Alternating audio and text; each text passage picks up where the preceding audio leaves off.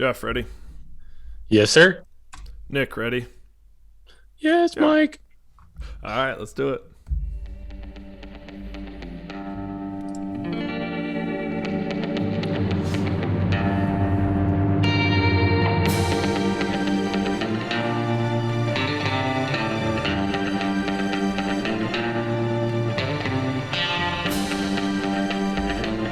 Freshly picked and ready for consumption. Here comes another round of the Radishcast.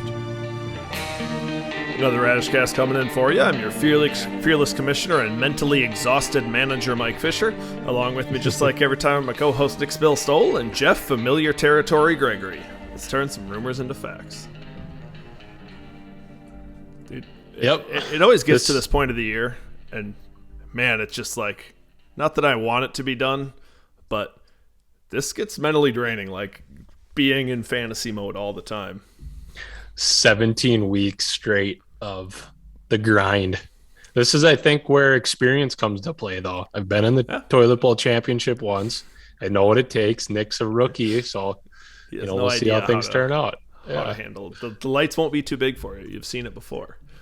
You talk about mental aspect of it, though, man. Losing that, you got to wait like 7 months, 6 months, or whatever of just your video and that 40. Whew, there's a lot that goes into it.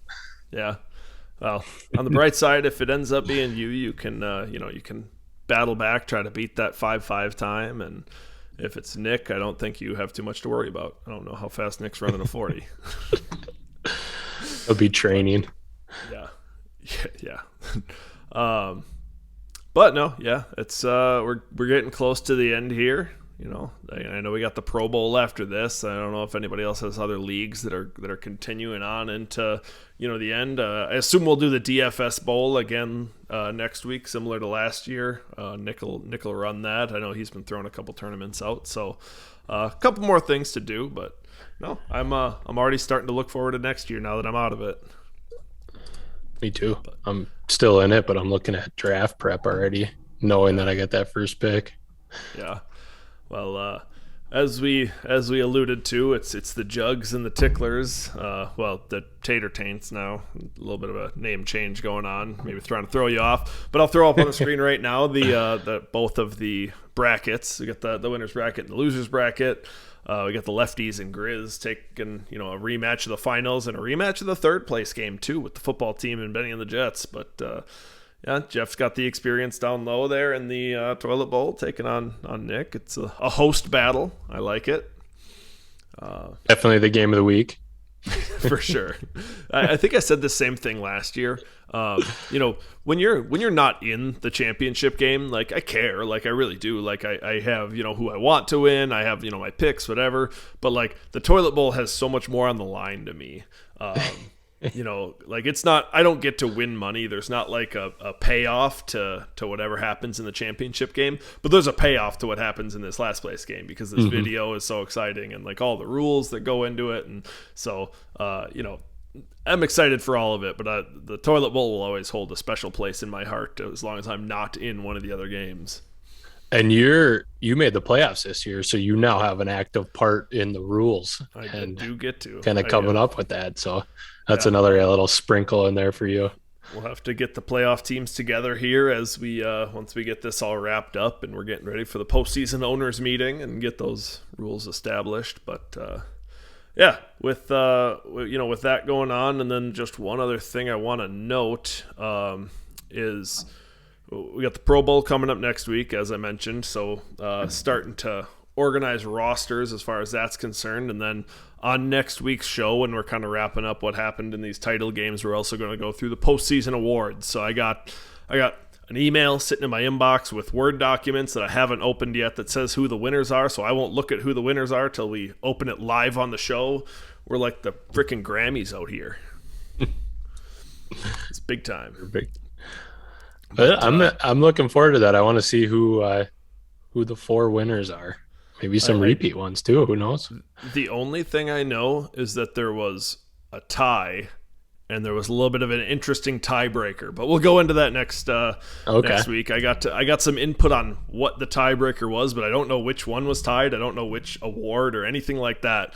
I just got asked what I had ideas for the tiebreaker, so it was a fun one. I hope that hope it wasn't one of mine or something that's overly important, but the tiebreaker is fun. We'll get into that. But with all that, let's hop into the recap.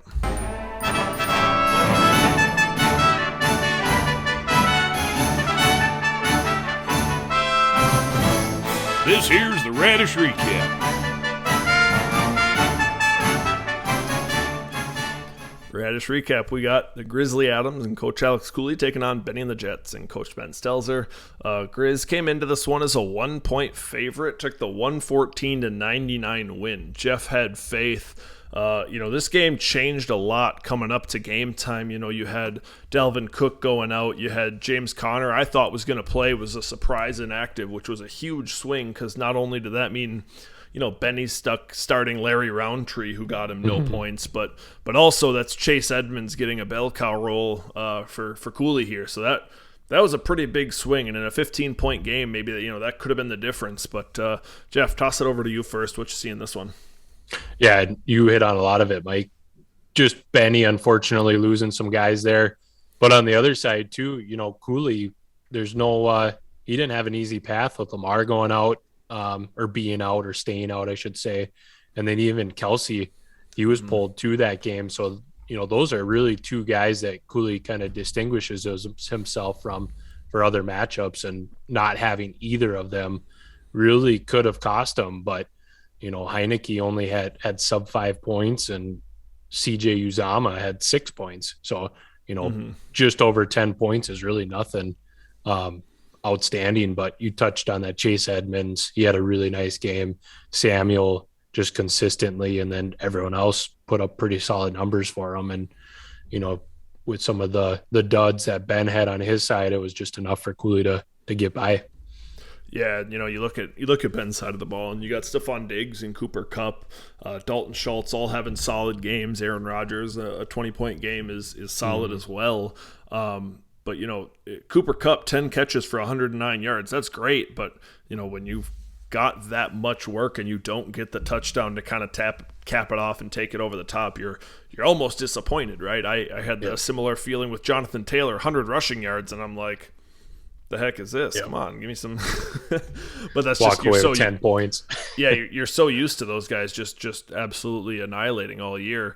And you brought it up, other side of the ball, Deebo Samuel, the other stud receiver in this game. 159 yards, 9 catches, back to getting it through the air. It seems like that San Francisco team just does it a different way every week, and it's a roll of the dice on how they're going to attack you. So.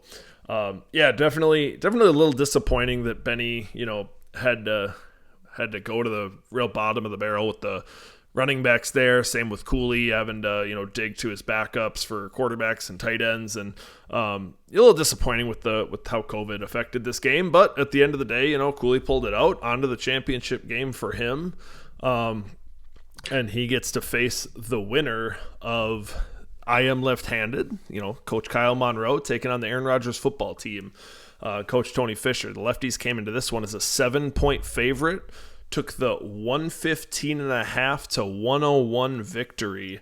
I got this one wrong. I had some faith in the football team, and, it almost seems like maybe my faith was in the right place, but a decision that went wrong. Jeff, I'm going to toss it right over to you for this. Jeff's worst coach of the week. Yep. Thanks for that, Mike.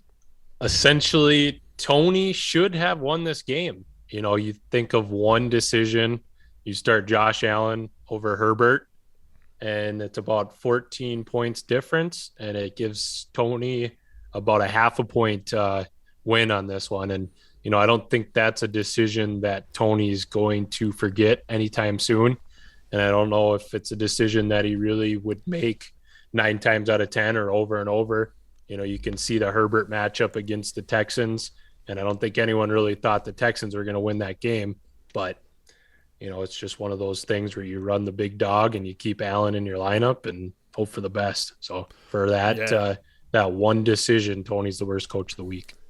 Yeah, and I get the decision too. Tony had Austin Eckler go out, so the thought is, right, you're going up against this Houston defense. Chargers got to do it without their main running back. Maybe it's more on the shoulders of Herbert. He just didn't come through. And on the other side, you got Josh Allen going up against a traditionally tough New England defense. Typically Bill Belichick forces you to do something outside your comfort zone. It just didn't really matter. Josh Allen went off. He proved how matchup proof he is. But without hounding on that too much, it doesn't help that, similarly in this game, Tony's rolling with Travis Homer because he loses Eckler. Swift isn't going. Alex Collins was inactive, who I think was who he was going to start. Not that was going to make a huge difference there. But yeah, he's going to the well there. And then Devontae Parker really surprised me. I mean, he played the whole game, but didn't get a single target. Miami didn't really need him. They ran away with that game. I can't say I actually didn't watch that game, but I know going into it, Tony had an outside chance, but he kind of needed Waddle and Parker to both show up, and Waddle was the only one to do that. Why don't I throw it over to you for a little more on Kyle's side of the ball? Yeah, I mean, Nick Chubb on Kyle's side of the ball is really what won this game for him. He got just shy of 26 points. Kyler Murray just shy of 22. Not a great, outstanding Kyler Murray game, but enough to have some positive points against Herbert over there. And then really just kind of Elliott is the only other bright spot there with 16.5 points. So everyone else kind of had an average game, sub 8, sub 10, right around there. And, the big thing is kind of Tyreek Hill, less than 3 points. That was a little surprising.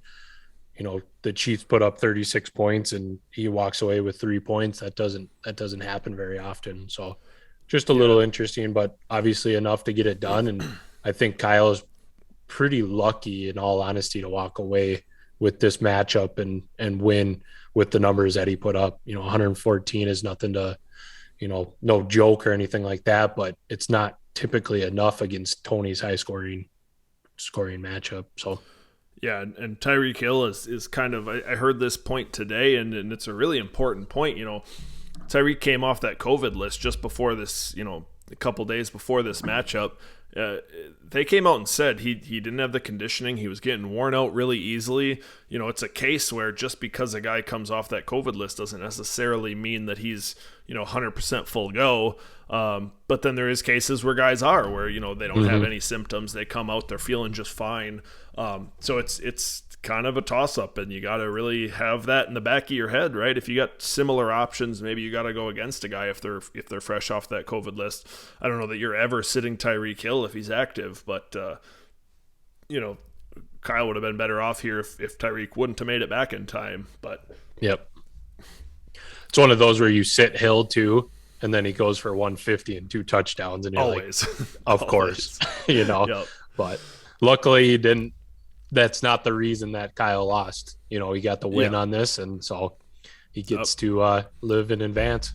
Survive in advance. That's what it's all about. So, our final rematch then is the Lefties and Grizz, and our third place game rematch is the football team and Benny. Both teams with first round byes, taking the loss here and falling into that third place game. Not ideal, but it's the way it goes. So moving on to the other side of the bracket, we got the consolation, the toilet bowl here with Old Man Joe, Coach Joe Thomas taking on Jay's Juggernauts and Coach Jeff Gregory. Jugs were a 4-point favorite in this one. You had a solid game at 105 points, but there wasn't much you were doing against Joe this week. 152, just came out firing on all cylinders. Running down his lineup, right? 525 passing yards from Burrow, 4 touchdowns, just ridiculous, right? I got the benefit of that from T. Higgins' side, but he just went nuts. And his running backs, he got the benefit of Madison stepping in for Cook. Monty had another solid game. And then one I don't think a lot of people saw coming down the stretch here is Amon-Ra St. Brown has really stepped up and been getting a lot of targets and doing a lot of damage for that Detroit team. This was a game where Jared Goff didn't play. You got your backup quarterback in there. I especially would have had a hard time trusting him, but smart of him to do that. A.J. Brown, his first game back, trusting him, puts up a nice 27 or 26 points.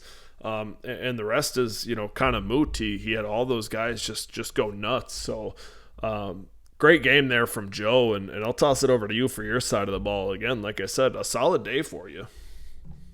Yeah, I'm not mad really at all. I mean, I did what I could. I'm not going to beat Joe when he's putting up 152 points. That's just not my lineup. I don't have that high end power right this year, at least, hopefully in the years coming. But, Harris scored 3 touchdowns at over 100 yards. He had a nice day at 28.3. We'll see how that goes with Stevenson coming back. Hopefully he gets the bulk of the carries. And Cooper got in the end zone. Nothing too crazy outside of those guys, but, made the right decision with Matt Ryan. And one guy that I kept on my bench was Penny, just because I wasn't sold if he was going to be that lead guy yet. And, he had just under 20 points. So kind of excited to see what he does next week, or this week, I should say. And he'll probably side up in my lineup. But overall, I think pretty solid outing from the Jugs, just clearly not enough to even touch what Joe put up this last week. Yeah, and that was the one point I was going to bring up is the bright side of it, right? You got Penny down there that you can, maybe slide up in, and he's showing that it's kind of his backfield to lose. The interesting one here for me, Terry McLaurin, at what point do you stop going to the well? He has just not been what you paid for, lately.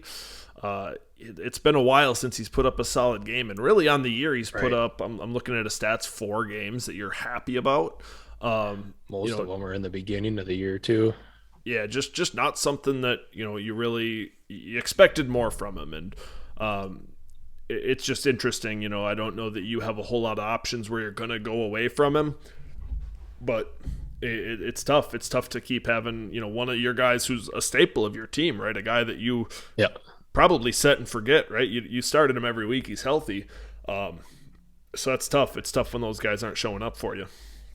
Yeah, he's been frustrating this year. And a lot of it, I think, is the quarterback play. I like Heineke. I like watching him. I think he has some positives and can help a football team win games, but he's not really fantasy friendly for the wide receivers. He'll throw the ball deep. He'll put some bombs up, but Terry's making some spectacular catches on the couple that he does come down with. But outside of that, it'll be interesting to see if that Washington team goes and drafts a quarterback or not, or brings someone in. I kind of hope that is the case, just to sling the ball around a little bit. But yeah, I don't know. He's one of those guys. I don't think they're sticking with Heineke, and whether Fitzpatrick even comes back or not. Right. If maybe they're excited about him if he comes back, but yeah, it'll be one of the many quarterback situations that'll be really interesting this offseason. But yep. All right, moving on to who you'll be facing in that Toilet Bowl championship. We got the Tater Taints, the formerly Taint Ticklers, taking on the SCLSU Mud Dogs and coaches Joe Harper and Troy Hecht. The Mud Dogs came into this one as the 17-point underdog. Taints were a heavy favorite in this one. But, it was one of those that over the course of the week, it just steadily, the news kept breaking, and it kept breaking not in Nick's favor, and some fortunate drops for the Mud Dogs. Mud Dogs come out and put one of their best games of the season up 112 points to Nick's 85. So, just looking up and down the Mud Dogs side of the ball, a monster game from Byron Pringle, like we mentioned. It's nice. Kelsey wasn't there. Tyreek Hill wasn't himself. So, he got him to step up, a guy that usually, isn't scoring much of anything for him. Tyler Johnson, I thought was going to be a little bit better play. He ended up putting up 0, but with all of those receivers out in Tampa Bay, I thought he'd get a little something. But Joe Mixon, Kyle Pitts, Jeff Wilson, all of them, putting up solid. Joe Mixon, a great game. The other guys, pretty solid for him. And then Patrick Mahomes doing what he does, 22 points, right? It's not blowing the doors off, but it's, that's a quarterback one every week. So he seems to have figured it out. He had a real cold stretch at the start of the year, seems to have figured it out lately, and he's been rolling. Toss it over to you for Nick's side of the ball. Yeah, unfortunately for Nick, there really wasn't, just looking at his bench, there really wasn't much he could do about this. His guys just didn't come through this week, and really you can blame that wide receiver room and probably Kamara are the 4 guys, 4 or 5 guys, however you want to chop it up. But Kamara getting less than 7 points. Galladay, you don't really expect much out of him these days, but still sub 4. And then really Keenan Allen sub 6 is really surprising. Pittman sitting there, the only one in double digits at 12.5. It's really not that great of a game by his standards either. So, there's a lot of stuff in here where Nick's probably just shaking his head as the points are going through and watching Troy and Joe side of the ball score touchdowns, and his guys are just scraping by to get receptions and yards at this point. So hoping that continues for next week, but we'll see how it goes. Yeah, and like I mentioned, some of that COVID news just didn't help him, right? That New Orleans, they lost all their quarterbacks. They're starting Ian Book starts the year as their 4th string quarterback, and now all of a sudden he's thrust into that starting role. So Kamara just didn't have a lot of room to work. He didn't get many catches because it's just a different offense. It's not a good offense. We talked about that Chargers, how bad Herbert was. I wonder how much of that is the fact that they were missing Mike Williams and Jalen Guyton. They just couldn't sustain drives as well, which hurts Keenan Allen. You'd have thought he would have came through with some of that, but ended up not. Kendrick Bourne came off the COVID list pretty last minute to be able to play in that game, like we mentioned. But yeah, definitely some pain for Nick here, but he gets a chance to redeem himself next week against you in his first ever toilet bowl. Year of the Taint is either going to go, full circle, and he'll take home the trophy, whether it's the one he wants or not. But we'll have to see how that all plays out. Moving on to our 2 games that don't matter. We'll be pretty quick about these ones, but the 7th place game between Cobra Kai and Coach Kyle Stankowski and Lick McCaffrey-Medak and Coach Jordan Chartier. Cobra Kai is a 15-point favorite, and this one took the win 119-97. I did see little Jordan Humphrey got to make an appearance for Jordan's team here. Toss it over to you, Jeff. What you got in this game? Yeah, Jordan's side of the ball, he's got to be happy seeing 31.3 out of Dak, but at the same time, didn't really help him at any point when he needed it. So that's a little frustrating. But yeah, little Jordan Humphrey's in there, team mascot for the Chartiers. But Gronk didn't really have had a bad game, I should say. And then everyone else kind of just an average game. But nothing too crazy there. And Gronk was really one I thought we were going to be able to count on this week. Mike Evans goes out, Chris Godwin goes out. Right. It's really him and Antonio Brown, but really what that meant was it's Antonio Brown and the running game a little bit, but there just wasn't a whole lot, and Gronk didn't do much. I'm not out on Gronk. I think he's still going to be a focus of that offense with Godwin out. He should get some targets, so gotta think that he's going to turn it around here. But over on the other side of the ball with Kai, right? Huge game from Devontae Adams. You expect that. Justin Jackson doing his best Austin Eckler impersonation. Yeah, that was goes impressive. out there and puts out a really good game. 98 receiving yards for a guy who's not typically a receiving back. So just a huge game for him. Probably the most painful thing on Kai's side of the ball, though, James Robinson getting that Achilles tear. That's going to be brutal. James Robinson has always kind of been up against it. He's an undrafted free agent. He's been fantastic for what he was drafted to be.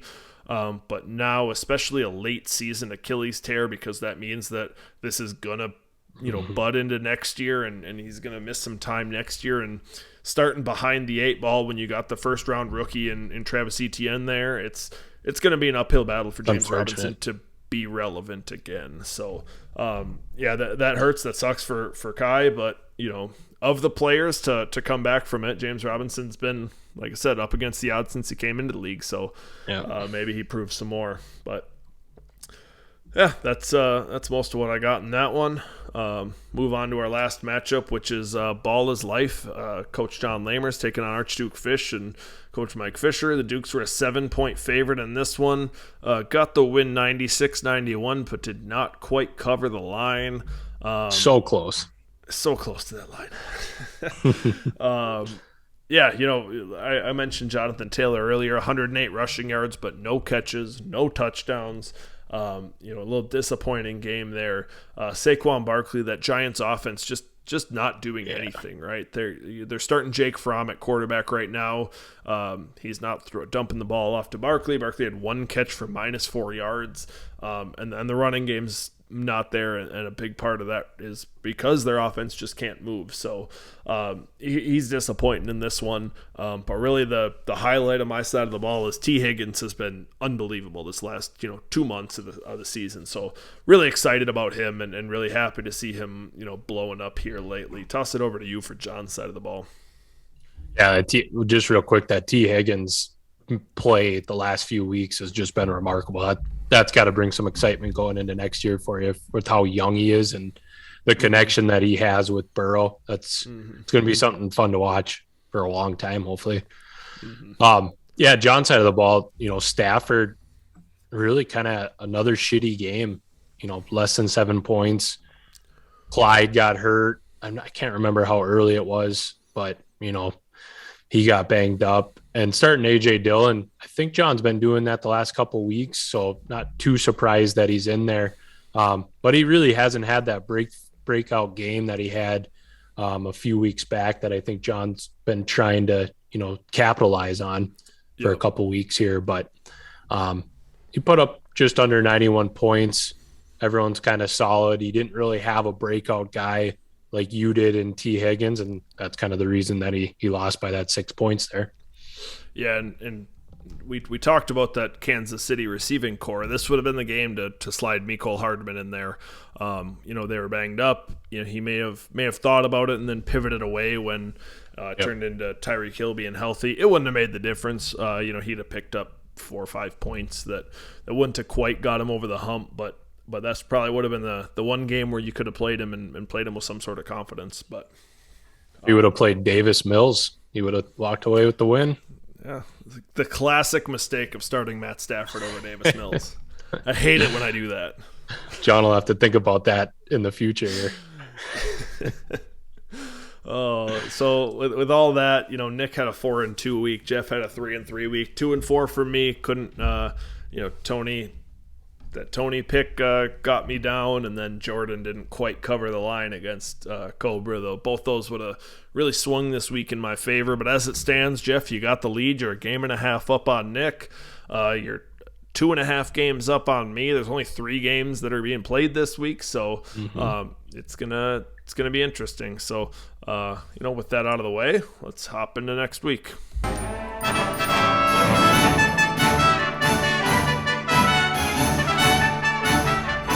Dive on into the Husky League matchups.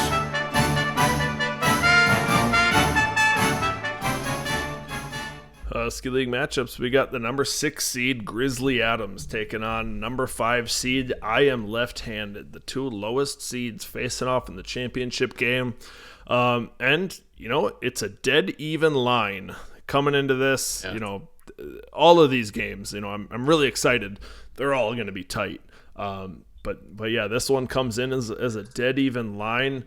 Jeff, I'm gonna toss it over to you first. Where you leaning in this one? Oh, this one is tight, Mike. I look at Cooley's side of the ball, and he's got, just Kelsey back. He's got Edmonds or Chase Edmonds if Connor's out. Renfro has just been a play. Samuel, Deontay Johnson, all these things that are positive guys that are clicking at kind of the right time. But the thing that scares me away from picking Cooley is I don't know if Lamar Jackson's going to play. And if he doesn't play, I don't think he picks up enough from Huntley or Heineke or Mac Jones, whoever he throws in there to kind of offset Kyler Murray in kind of a game that the Cardinals need to win. And I could see that Arizona-Dallas matchup being a pretty high-scoring affair with both those offenses, really, really solid or have been this year at times. So I'm going to go with the lefties here in an even line. And there's a player that I really like on his side. Jeff's keep on cooking. Who wants some man meat? I do. I want some man meat. Part of the reason was the guy that I think is going to have a pretty good week and had a good week last week is Nick Chubb. So he's Jeff's just keep on cooking player of the week. And he, kind of played a factor into my decision pretty heavily here. There's some other positive matchups that I like on Kyle's side of the ball, but I'm expecting Kyle's team to have that breakthrough signature win where he puts up 120, 130. And I don't know if Cooley's going to get that much out of his squad this week. That's where I'm going. Yeah, and I'll toss Nick's pick in here. We're missing Nick today, but he gave us the pick, so Nick is also going with Monroe in this one. That's who he's taken. I'm right there with you. I am absolutely back and forth in this, and I fought hard on who I was going to pick in this game. I love the Chubb matchup. And I 100% agree with you. It doesn't look like Lamar's going to go. He didn't practice today. I don't even know who necessarily Cooley's going to turn to. Heineke just put up a terrible game. Right. Mac Jones is probably your next best move with Huntley coming off of COVID and going up against a tough Rams team. So I think you're probably going Mac Jones here. Man, I really fought with this one. Kyler Murray going up against Dallas, I don't think is going to be as much of an advantage as it could be because that Dallas defense has been really good. I could see him throwing a couple picks in this game, holding his score down a little bit. I love Odell Beckham this week going up against Baltimore. Baltimore just, allowed two different Cincinnati receivers to go for like 150, 190 yards each and, just absolutely torch them. So that Baltimore defense is ripe for the picking for that Rams team. So between Van and Odell, I think he's going to get some good play there. One guy I have not loved lately, so along with Kyler, is Cordero Patterson. He started out the year so strong, and it just turned around a little bit lately. And you wonder, he's 31 years old playing running back, that he's not a typical running back. It's not what he was trained to do growing, in his NFL career. So I wonder with that one. But the one thing that really would have turned this for me, I thought it looked like Waller was going to play here. Now it looks like he's not. So you got Cole Kmet and kind of building off that, it's Hunter Renfrow. That was going to hurt Renfrow's value a bit if Waller was back. That's not the case. A big factor here is Deebo Samuel. Deebo Samuel has been doing everything, and he's been so consistent. Even the guys that should be like that on Kyle's side of the ball, like the Tyreek Hills, haven't been the same. So I have to go Cooley here. It's part because I like the matchups. I like Deebo, Deontay. I mentioned Renfro. And the other part is I got to jinx him, man. Like, I keep picking against him, and he keeps winning, and it's I can't. I gotta toss it. I think Jordan texted me. He had the same idea that I'm gonna pick him to win so that it jinxes him off a win here. So I can get behind that rationale.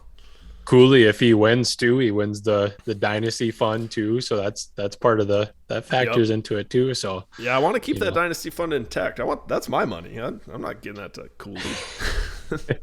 Yeah, if Cooley does win this, that's a good point. He gets half of the dynasty fund for 2 wins in a row. So right now that's only $125 because we only got 2 years of money going into it.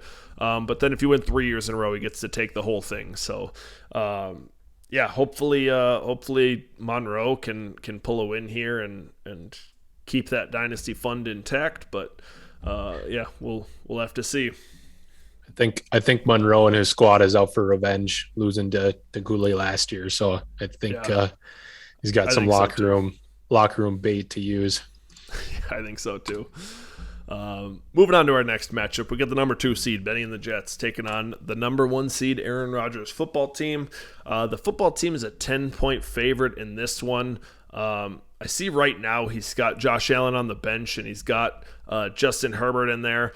I don't know what Tony's going to do. I don't know if he's going to stick with Herbs just because just to prove himself right. Like, no, this is my strategy, so I'm not going to change it. This was predetermined. Looking at this matchup, right? It's a 10-point line, which was tough for me. I think this is a really evenly matched game, and the 10-point line made me want to swing Ben's way. Dalvin Cook coming off of COVID and Kareem Hunt coming off injury. I don't really know what to expect there, but you got the same thing with Austin Eckler coming off of COVID and DeAndre Swift coming off of injury. So a lot of question marks on both sides of the ball. When it comes down to it, I gotta go with Tony's team here. I think Austin Eckler's a great play. I'm hoping he switches to Josh Allen because I think that's the right move here. I think it's Tony here. That's got to be my pick. I would not be surprised in the slightest if Ben runs away with this in a monster win. I think I made this mistake last year. I picked Tony in the third place game, and Benny just took it to him. But toss it over to you. What do you got in this one? I'm going to go opposite of you. I am going to go with Benny and the Jets. It's always hard for me to root against Ben. And I'm not going to do it this time. Part of it too is, I like his wide receiver group that Osborne play in his flex with Thielen going out. When he's been that number 2 guy, he's proven to be solid. I know he's going against the Packers, and the Packers are a solid defense this year, but I still think that could be a pretty high scoring game where he gets some points, and they're going to have to focus on Justin Jefferson, and maybe Osborne cleans up a little bit, and then Diggs against Atlanta, that's a good matchup. Lockett against Detroit, I think that's going to be a pretty favorable matchup. And then Cooper Kupp has just been a matchup proof all year. So I'm hoping, what was Cook coming off of COVID, you said? That was why he was out? Yeah. Okay. And then he's got Hunt in there right now. Maybe if Connor's able to go, he slides him in there. But I don't think Rodgers is going to want to put a dud in that Sunday night matchup here against the Vikings. So I'm banking on that game being a pretty high scoring game with Ben having quite a few players in that. So if that game goes south, then it's going to be hurting for Ben. But that's I'm going to go with the Jets on this one. I could see why Tony's team.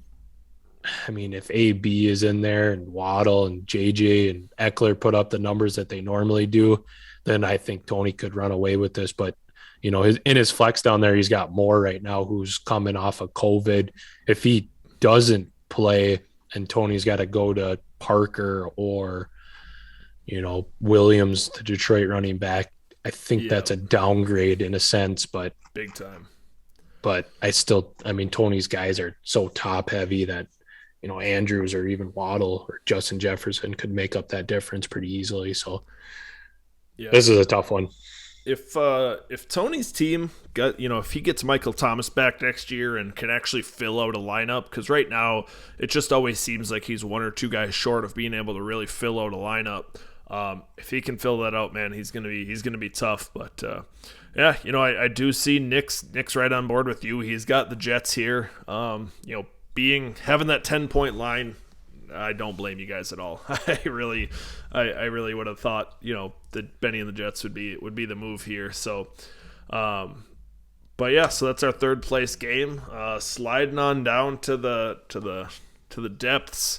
We got the Tater Taints, a number 10 seed, taking on Jay's Juggernauts, the number 12 seed in our Toilet Bowl Championship. The Taints are a 1-point favorite in this one. I don't think it's any surprise. Nick's got faith in himself here. I got to toss it over to you. I got to think you're the same way. You got faith in yourself here? I do. I'm going to go with myself here. I think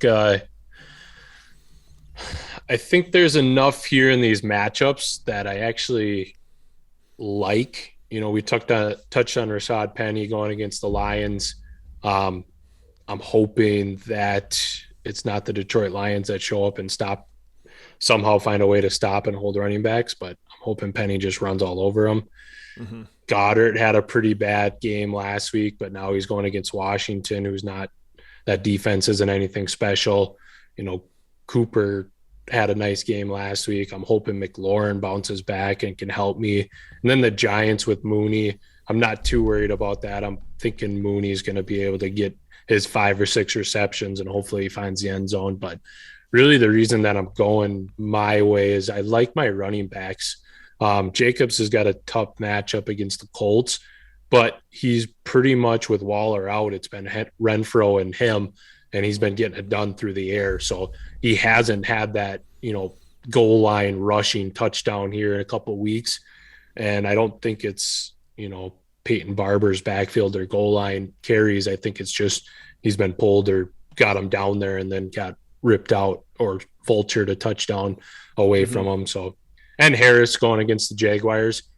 If New England runs the ball like they have been all year, I'm thinking he's going to find a way to get in the end zone. So my biggest decision really is who do I play at quarterback to try to get me serviceable points, and that being above 13, unfortunately, and try to be somewhat relevant with, either Russell Wilson or Taysom Hill, whoever Nick decides to play. So, yeah, I'm going to stick with myself.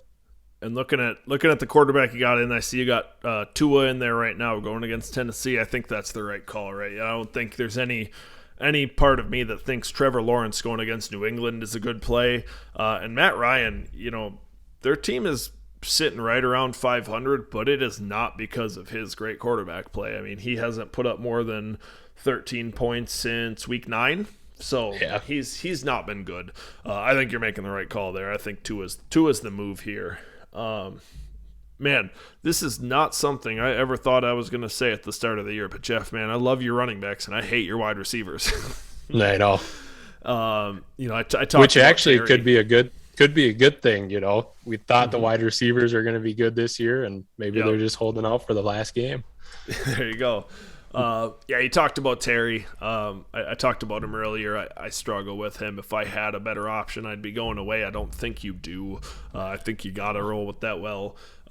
Cooper's been solid, but he hasn't been getting, the volume that we used to getting. Last week he had 11 targets, but before that it's 5, 7, 2, 4, 5. So he's been a little down.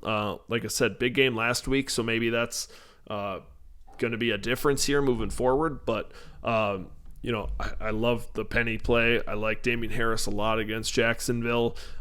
Josh Jacobs, tough matchup, but you're going to play him. So I think you got some real good matchups here. I like Nick's a little bit more though. Russell against Detroit I think is good. I think he'd be just as well to slide Taysom in there. I like Taysom a lot. Alvin Kamara is going to have a better week than he had last week. With a better quarterback in there, I have no doubt about that. Gibson's a little concerning for me for that Washington team. He's banged up. He got a rushing touchdown last week, I think. But other than that, it wasn't pretty for him. But I do think Keenan Allen has a bounce back. I think Indy's able to move the ball pretty well against Vegas, and Pittman is a part of that. So I like him this week. And I think Kendrick Bourne kind of pops back. Like I said, he came off of that COVID list and was playing all of a sudden. So I'm going to go with Nick here. I fought with this one probably a lot harder than I fought with the championship game. This one was a real battle for me. But I'm going to go with Nick here. I think he has just enough to get it done. But man, this game, this whole slate, I think it's going to be a fun one. I think this is going to be a really fun slate here. It's tight, man. So yeah, that's how that's shaking out for me. I'll throw up on the screen right now. We asked all the coaches, other than we got the 3 analysts. You heard our picks. Asked all the coaches what their picks were, so you can see those on the graph on screen right now. This is who people think are going to take home the trophy. So 77%, almost 78% of the coaches have the Taints taking home that toilet bowl. That means they got him losing here. And 66% of the coaches have the lefties taking home the championship trophy. Pretty extreme results there. You look at America. I took a quick poll of everyone. This is representative of all of America. But took some poll people totally unaffiliated with the league, unbiased, and it's pretty tight. 57% for both the Taints and the lefties, and then 43 right on the other end with Grizzly and the Jug. So America's pretty torn on this one. Coaches seem to think it's a little more one-sided, or they just want to see the Taints walk away with it. That might factor in a little bit. But anything else interesting here? Nope. No, it's pretty cool graph to look at, though. Kind of a fun twist there. Yep. So it'll be curious to see how this all plays out. I'm excited, but with all that out of the way, let's hop into this. Ask me the questions, Bridgekeeper. I'm not afraid. This here's Mike's. Will it happen? Mike, so I didn't know which way you were going for your picks. Now this is kind of a silly question, but will we have a repeat of the same champions as last year? It will not happen. That was Mike's. Will it happen? All right. Let's lock these babies up. Shut up, baby. I know it. Shut up, baby. I know it. Absolute guarantee. Absolute guarantees, Jeff. Toss it over to you. What you got? Well, I need a big game, and one person I need to show up is Tua. So my absolute guarantee is Tua will score more than his season average of 15 fantasy points this week. Shut up, baby. I know it. I like that. That's very it's nothing crazy, but that's a solid. I like that one. Yep. I got to guarantee that we're gonna have to wait a whole year to watch the payoff. I know how much we love those, but I think there's a lot of change churning up in the league right now. I think that the playoffs next year are going to look at least 50% different than they look this year. So half the teams that are in aren't going to be in, and half the teams that are out will be. So, I think there's going to be a lot of shakeup in the league. I think we got some real up-and-coming teams that are going to make a push next year. So, shut up, baby. I know it. That's where I'm going with that. I like that one. Hoping I'm on the positive side of that. You could be. You can't get any worse. I know. But Jeff, I don't know. You got anything else? Nope, just excited for these matchups. It's the last week. We got the championships will be determined. We got a lot of good contact next week with the polls and the awards and the the Pro Bowl matchups, all that. So there's a lot of good content. I know our group is throwing a lot of suggestions out. We're kind of figuring out our metrics on who we're going to get into those lineups, and it's going to be exciting. So yeah, I think so too. I'm excited. I'm looking forward to the Pro Bowl. Hopefully we can, and this is for everybody, if there's something you think would be fun for next year for the Pro Bowl or some change that you think would be cool, take a note of that, send me a message. Let me know. This is totally kind of made up and off the cuff. So I'm hoping it should continue to get better. But I'm excited for it. But with that all out of the way, good luck to everyone this week. I was going to say unless you're playing one of us, but I'm not playing and you guys are playing each other. So good luck, everybody. We'll talk to you next time. Webster's Dictionary defines radish as a swollen, pungent tasting edible root high in potassium, which can help lower blood pressure. Or more importantly, three guys spitting nonsense and talking about fantasy football. Add salt and pepper and chomp into another episode next time. See y'all later.